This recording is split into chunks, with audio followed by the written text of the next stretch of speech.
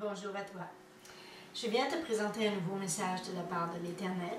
Ce message s'intitule « Tous unis dans l'amour », comme le tableau ici qui est derrière moi. Que veut dire ce tableau et pourquoi l'Éternel m'a demandé de le faire? Voilà notre but, la même détermination, la même direction, la même opinion. Amen. Donnons-nous la main. Nous sommes tannés de vivre ainsi, dans le malheur, la colère, la division, de voir des problèmes de tout genre, de la maladie, de la division et des querelles, des guerres. Toi, que dirais-tu si nous nous donnions tous la main pour former une grande chaîne d'amour, une chaîne sans fin et solidifiée par l'amour? Moi, je te donne la main. Oui, je te tends la main. Deviens mon ami et demeurons amis. Une amitié solide que les frontières ou les hommes ne briseront pas avec leurs idées préconçues ou leurs coups tordus. Oui, ayons un amour indescriptible qui démontrera et témoignera que nous voulons vivre d'amour. Ne crains pas, il faut cesser de vivre de peur et de se fuir, car en Jésus, rien ne doit te faire peur. Appartiens-tu à Jésus?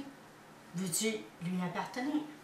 Car il est écrit dans le verset 1 Jean 4,4 « Vous, petits enfants, vous êtes de Dieu, et vous les avez vaincus, parce que celui qui est en vous est plus grand que celui qui est dans le monde. » Tu dois le prendre dans ta vie, choisir Jésus. Ne choisir que lui dans tout ce qui s'offre à toi, et de laisser même te détourner de tout ce qui est vain. Oui, tu dois le mettre sur ta liste d'amis, et il sera tout pour toi. Il est écrit dans le verset Jean 15,15 « Je ne vous ai fait plus, mes serviteurs, parce que le serviteur ne sait pas ce que son maître fait. Mais je vous ai appelés amis, parce que je vous ai fait connaître tout ce que j'ai appris de mon Père. »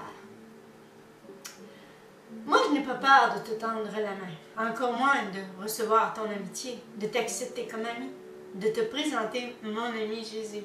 Je t'invite à voler avec moi spirituellement, une volée extraordinaire et spirituelle comme le tableau.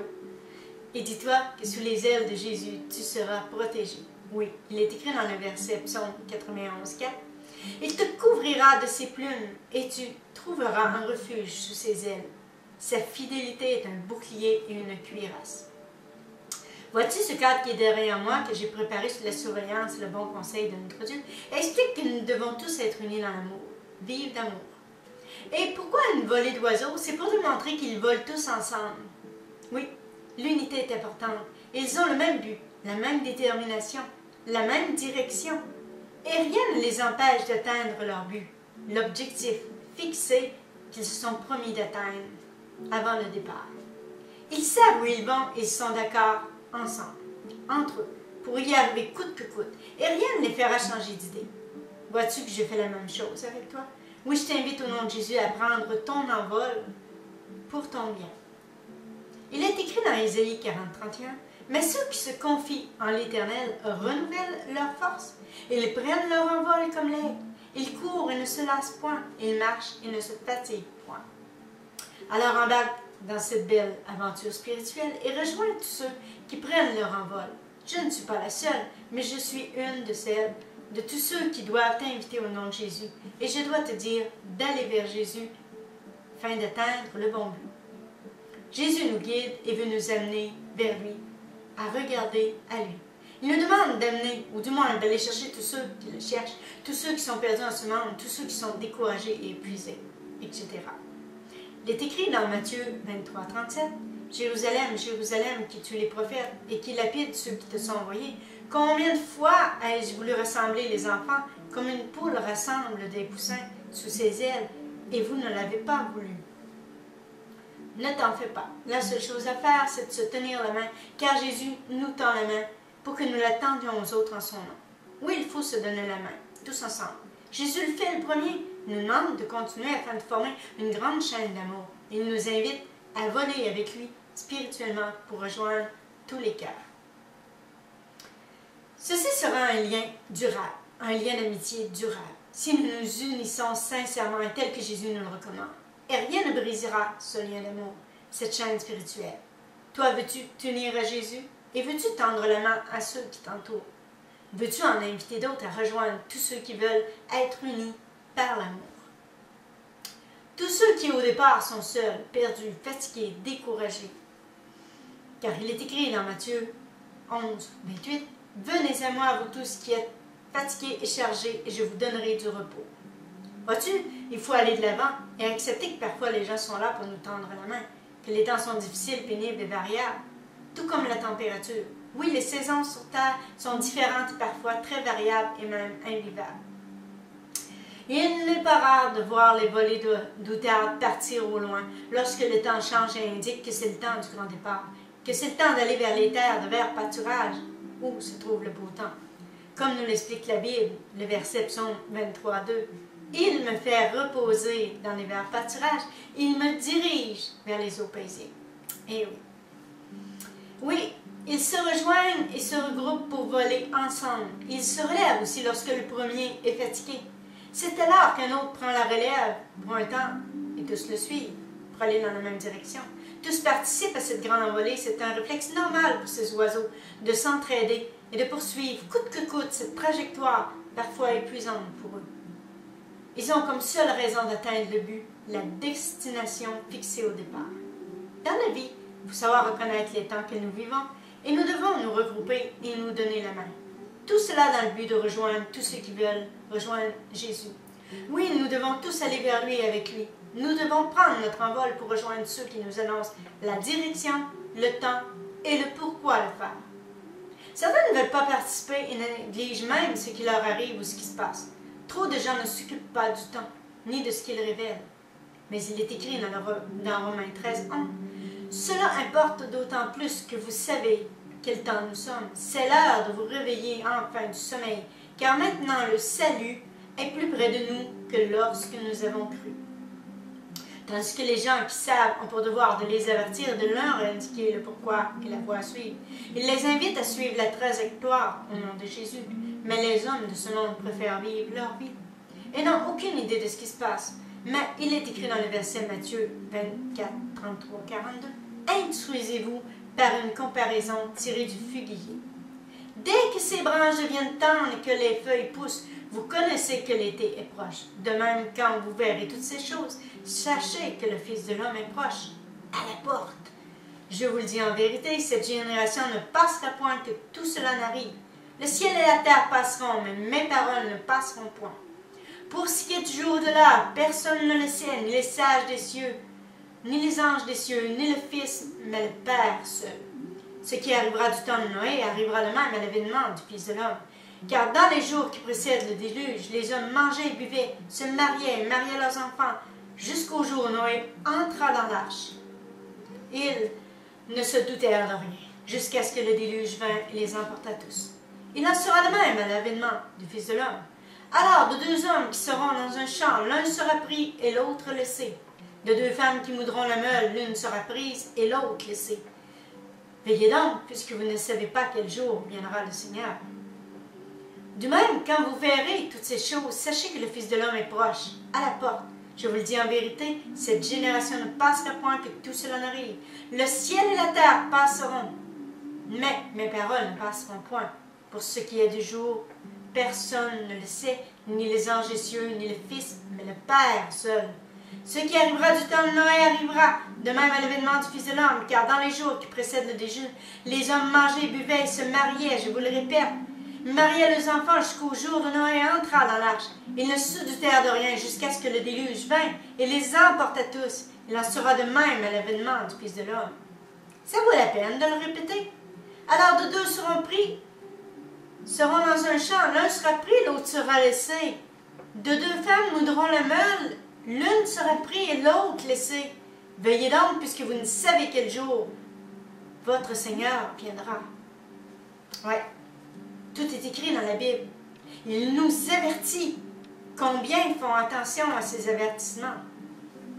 Les hommes de ce monde vont revivre ceci, mais d'une manière pas plus reposante, pas très différente non plus, car la terre sera détruite et les enfants de Dieu recevront une nouvelle terre. Regarde ce qui est écrit dans le verset Apocalypse 21, 1. Puis j'ai vu un nouveau ciel et une nouvelle terre, car le premier ciel, la première terre avait disparu et la mer n'était plus. Ouf, c'est pas évident. Toi, si tu es de ceux qui ne savent pas, ne comprennent pas, et que tu désires prendre ton envol, je te dis, viens Jésus, suis le mouvement de son esprit indique. Il te protégera et te guidera. Tandis que si cela te laisse indifférent, qui te protégera des fléaux qui viennent en ce monde.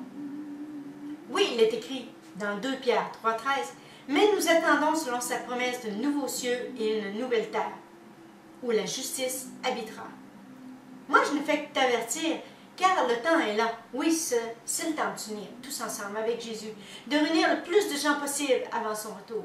Car il est écrit dans le verset Jean 14,3, « Et lorsque je m'en serai allé et que je vous aurai préparé une place, je reviendrai vous prendre avec moi, afin que là où je suis, vous soyez aussi. » Il est même écrit dans Hébreux 12,15, « Veillez à ce que nul ne se prive de la grâce de Dieu, à ce qu'aucune racine d'amertume poussant des rejetons ne produise du trouble et que plusieurs ne soient infectés.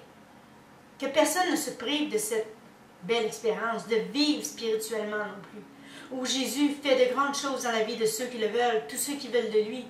Aussi un temps de gloire qui nous visite, car Jésus réunit son peuple. Il faut que tu y penses, il faut que tu comprennes aussi pourquoi je t'invite. Pourquoi le faire? Pourquoi ne pas t'interroger aussi par le fait même concernant ce sujet? Il y a trop de divisions, pas assez de gens qui s'unissent. Dire que c'est l'union qui fait la force. Donc il faut s'unir et s'encourager, se motiver, se concentrer sur Jésus, cesser de se critiquer, se rejeter, se persécuter. Les gens ont trop tendance à se regarder de travers, mais même en pensée, et ils ne se connaissent pas. Ils ne s'aiment pas. Ce n'est pas facile, mais trop rapide de se juger et de dénigrer, de porter un mauvais jugement, au lieu d'apprécier son prochain pour ce qu'il est et fait parfois, surtout s'il agit pour la cause du bien. Oui, souvent, et pour des riens parfois, les gens regardent les autres du mauvais œil, et sans raison. Et leur jugement est trop rapide et non réfléchi, et souvent faussé. Mais personne n'est là pour leur dire, et ils poursuivent leur chemin avec des mauvaises pensées. Personne ne prend le temps de les connaître non plus, et ils sont toujours là pourtant, prêts à juger, critiquer, persécuter et condamner, sans connaître l'histoire de celui qui est agressé ou jugé injustement. Si c'est ton cas, ne t'en fais pas. Il est même écrit dans 1 Pierre 2,19, « C'est une grâce de supporter des afflictions par motif de conscience envers Dieu quand on souffre injustement. Mais ne te prive pas de vivre spirituellement et avec Jésus pour tous ces gens qui ne comprennent pas et qui se perdent dans un sens. Moi, je te suggère l'unité et l'amour. Oui, recherche la compagnie de gens qui veulent vivre comme Jésus. Car il est même écrit dans 2 Corinthiens 6, 17, « C'est pourquoi sortez du milieu d'eux. Séparez-vous, dit le Seigneur. Ne touchez pas à ce qui est impur et je vous accueillerai. » Demande-toi aussi, est-ce que les hommes sont utiles à Jésus lorsqu'ils agissent ainsi? Non, personne n'est utile à juger et condamner, critiquer et persécuter. Ce n'est pas ici que Jésus voit nos œuvres. Les gens se doivent d'aimer, car ceci est un ordre du Très-Haut.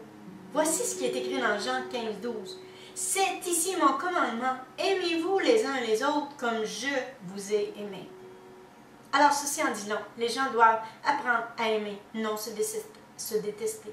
Combien se détestent pour de rien sans raison valable, ou pour faire comme les autres? Moi, je suis souvent critiquée et jugée, même condamnée par la gens. Et pourquoi? Dans mon cas, c'est évident. Personne n'aime un prophète. Un jour, c'est ce que le Seigneur m'a dit. Mais surtout pour les œuvres que j'ai faites à la demande de l'Éternel. Qui est dans l'erreur, moi ou eux? Si je fais des œuvres d'amour, que font-ils de bien tous ceux qui jugent et critiquent? Oui, qui est dans l'erreur? Celui qui aime Jésus ou celui qui le fuit, le rejette, le critique? Alors, il faut t'interroger toi aussi à savoir, est-ce que tu critiques et rejettes les autres? Aussi, tu es du genre à les connaître, les recevoir dans ta vie avant de te faire une opinion, ou pour te faire une opinion. Surtout qu'il est écrit dans le verset Galates 14, « Car toute la loi est accomplie dans une seule parole, dans celle-ci. Tu aimeras ton prochain comme toi-même. » Je te conseille, moi, laisse les autres dire, ne leur ressemble pas si c'est pour faire le mal, mais unis-toi à ceux qui font le bien. N'aie pas peur de t'affirmer, de te ranger du côté de l'amour, te ranger du côté de Jésus. Et tu ne seras jamais perdant avec Jésus. Marche avec ceux qui marchent sur le chemin de l'amour, le chemin tracé par Jésus. Tous ceux qui veulent être comme Jésus et le suivre, peu importe la décision qu'il prend. Vois-tu, les enfants de Dieu sont portés parfois à suivre les gens du monde. Non celui qui désire les conduire dans un lieu de paix pour se reposer dans les verts pâturages, comme dit le psaume 23, 2. Il me fait reposer dans de verts pâturages. Il me conduit, me dirige près des eaux paisibles. Ce qui est stupéfiant et alarmant, c'est qu'il est écrit aussi dans le verset Luc 16:8. Les enfants de ce siècle sont plus prudents à l'égard de leurs semblables que ne le sont les enfants de lumière. Voyons donc. Il y a un problème, car ceci représente bien ce qui se passe présentement dans le monde. Quand je parle des enfants de Dieu et des hommes, il ne faut pas se le cacher, mais voir la vérité en face. Les enfants de Dieu ne sont pas unis parce que trop vivent des persécutions inacceptables. Cela les empêche de s'affirmer, de s'unir et même de s'aimer. N'ayons pas peur de la vérité, ni des mots non plus. Ils se tiennent ensemble le dimanche et le reste de la semaine. Ils se divisent. Et oui, tout le prouve, car ils ne se tiennent pas par la main. Ils n'ont pas la même opinion et s'égarent du bon chemin parfois. Oui, par la famille. Et ils vivent en ce monde comme les hommes de ce monde se croient différents, croient en montrer aux hommes de ce monde. On retrouve plus d'unité parmi les hommes de ce monde, ceci je le dis sans vouloir les élever, mais afin de déclarer la vérité. Oui, ces gens du monde se donnent la main quand c'est le temps de défendre une cause, et ils luttent ensemble, coûte que coûte. Ce message est donné pour vous aider, pour nous encourager, pour nous inviter à nous tenir la main, pour nous inciter à demeurer unis malgré tout ce qui se passe, et chaque jour, à être sincères chaque jour dans cette cause que nous disons ou voulons défendre. Vivons-nous d'amour en réalité? Et nous tenons-nous la main, coûte que coûte? Non. Et même que ce soit des petites ou des grandes épreuves, les gens sont chacun de leur bord, isolés et malheureux. Nous ne nous encourageons pas, nous ne nous aimons pas vraiment. Et si nous agissons ainsi, nous en avons plein les bras parfois et nous nous ignorons au lieu de nous regrouper pour en parler et nous soutenir les uns les autres. Et oui, nous ne voulons pas porter plus que nos épaules peuvent en prendre, et avec raison. C'est normal. Mais pourquoi ne pas s'unir d'un cœur sincère, déposer les armes de la méchanceté, chercher à aider, aimer ceux qui nous entourent? Pourquoi ne pas oublier les querelles et recevoir ce qui vient de notre Dieu? Se recevoir aussi les uns les autres, peu importe ce qui se passe. Ce n'est pas parce que nos parents nous ont élevés à ne pas regarder les étrangers qu'il faille en avoir peur toute notre vie, n'est-ce pas? Jésus est venu nous expliquer que ce n'est pas par la violence que nous atteindrons notre but et remporterons des victoires. Non, ce n'est pas de cette façon que nous réussirons à nous comprendre et nous unir. Ce n'est que par l'amour. Eh oui. Regarde bien ce qui est écrit dans le verset Marc 3, 23-25. Jésus les appela et leur dit, sous forme de parabole, « Comment Satan peut-il chasser Satan? Si un royaume est divisé contre lui-même, ce royaume ne peut subsister. Si une maison est divisée contre elle-même, cette maison ne peut subsister. » Il faut comprendre la vérité et ce qui est expliqué. Alors tu dois comprendre ce qui est la bonne force. Jésus est la force. Jésus est la bonne force. L'amour, c'est notre force. Oui, il est notre force. Alors unissons-nous vraiment et même spirituellement. Cessons de ne voir que les problèmes, parfois même où qu'il n'y en a pas vraiment. Voyons la vérité en face, ce n'est jamais plus vert sur le terrain du voisin. Tous ont des problèmes et la division est maître, malheureusement. Oui, c'est le règne au milieu de nous tous. Qui fera le premier pas pour stopper des guerres, des paroles inutiles, des gestes faits sans réflexion? Qui déploiera le drapeau blanc de la paix pour telle ou telle cause et devant telle ou telle personne, ou même des groupes, des foules entières? Des fois, ça peut aller loin si rien ne se fait pour rétablir l'harmonie et remettre de l'équilibre dans ce monde déséquilibré. Il semble parfois impossible de rétablir une situation qui a dégénéré et afin que la paix revienne, on a besoin de Jésus.